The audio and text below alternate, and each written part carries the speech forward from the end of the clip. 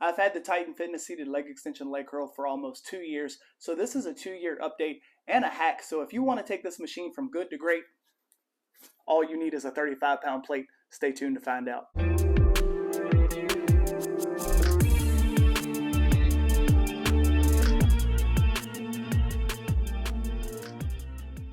Welcome back to Home Gym Hacks and Reviews. When I first started this channel, I had a video comparing the Titan Fitness seated leg extension leg curl to the Titan Fitness prone leg curl leg extension machine.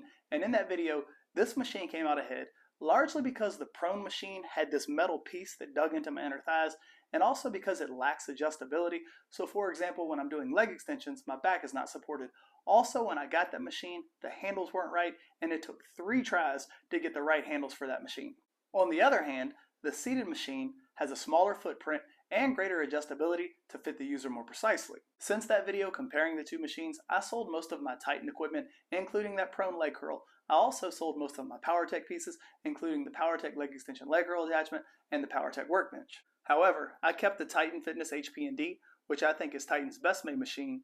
I also kept the very affordable and well-made Titan Fitness Tibia Dorsey machine, and I even kept the Titan Pec Fly rear delt machine. And I kept this machine. However, there is one big glaring issue with this machine that has been well established, and that is the lack of resistance in the starting position of both the leg extension and leg curl exercises.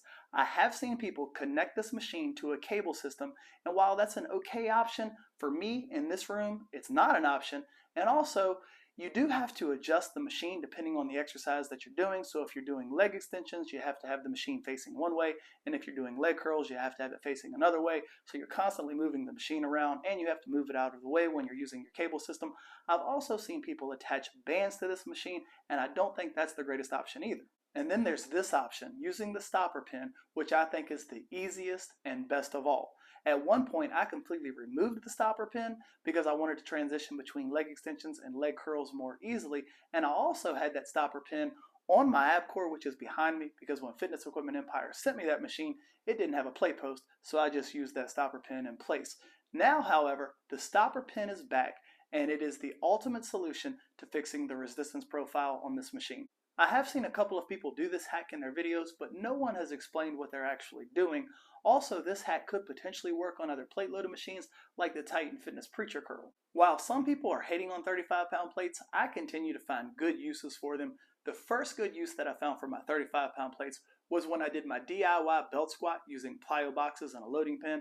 When I tried to do the belt squat with 45s, it required too wide of a stance between the plyo boxes, and then when I used 25s, I couldn't load the loading pin heavy enough.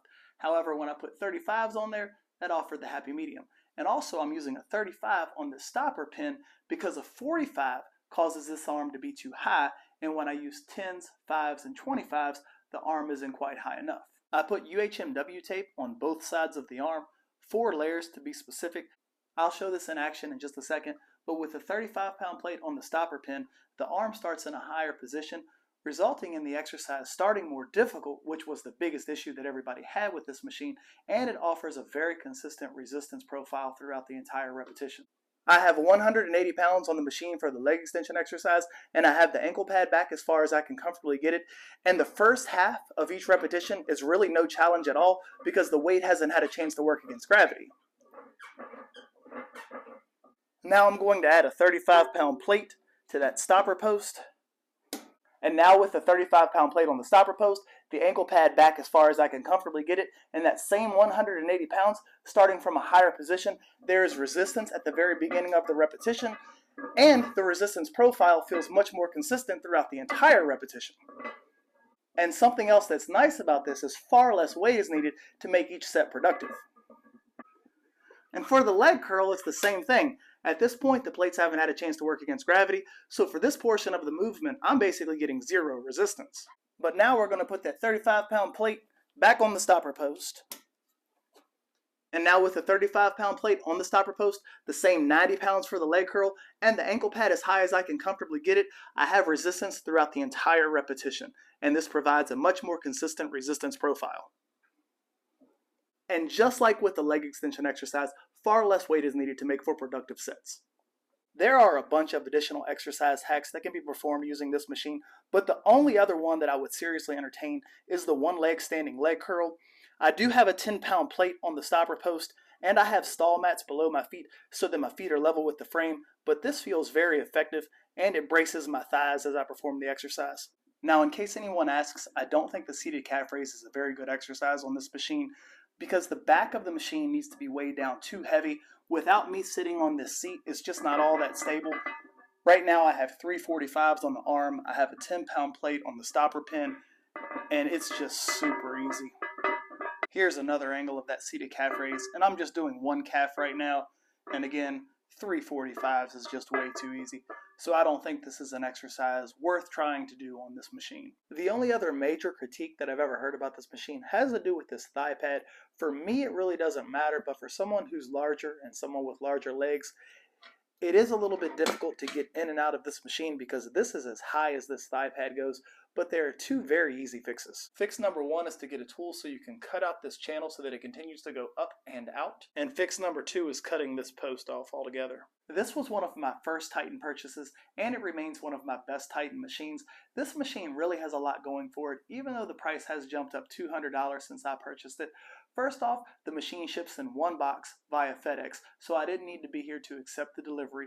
Also, the machine only weighs about 100 pounds, but it has a 300-pound weight capacity, and if you want to make the machine more stable, you just add plates to the post. Also, the machine has an incredibly small footprint at 36 inches by 42 inches, and version 2 is out now, and basically it's the same machine, although version 2 has more grippy upholstery, and this pin down here is a quick release rather than a bolt-on. This machine is now $699, whereas I got it for $500 2 years ago. However, if you watch Titan's webpage, they regularly run sales, and you might be able to get this for $100 to $200 off the original price. With this hack, I've gone from liking this machine to loving this machine, and at one point I considered getting a selectorized leg extension leg curl, but I really don't think that's necessary now, and I still have the Iron Master Super Bench Pro with the leg extension leg curl attachment, and between those two machines I feel like I have my leg extensions and leg curls covered. And for anybody who's wondering, I do think this is the better of the two if I'm comparing the Iron Master to the Titan, because I prefer the seated leg curl, and research has shown that it does a better job of hitting the hamstrings compared to a prone leg curl. Thank you all so much for watching this video, and if you try this hack or if you've already tried it, I would love to hear from you to see if you think it has improved this machine as much as I do. Also, I am an affiliate for Titan, PowerTech, Rogue, Iron Master, and a couple of other companies, and if you check the description of this video, you can find my affiliate links. Some of those links can save you some money, so if any of my videos or reviews have helped you, I would ask that you please consider using one of those links. Also, you can find me on Instagram at Home Gym Hacks and Reviews, and remember, if your equipment lacks, I got the hacks. Take care, everyone.